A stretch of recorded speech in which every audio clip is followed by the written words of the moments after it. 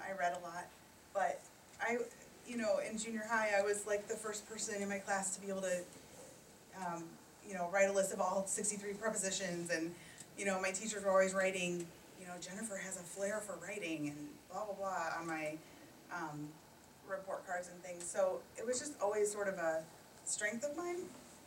Again, I don't know why I didn't go into something that was more writing oriented, but I think, you can incorporate it into any profession.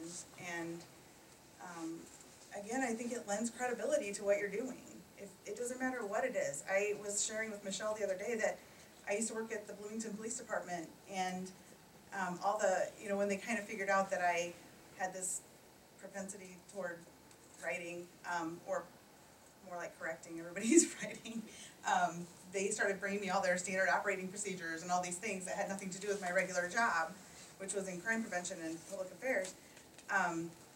They started bringing me all this stuff to proofread, and I ended up, doing the entire annual report for the department and things like that. But I was telling Michelle that one of the lieutenants brought me, he was writing an SOP on airport safety and new airport policies and procedures for law enforcement. And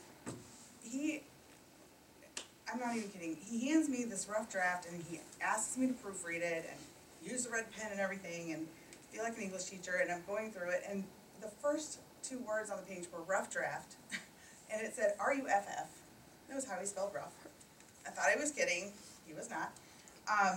And then all the way through the text, he was writing about airport safety and airplane and this and that. And he had air and port as separate words and air and plane as separate words.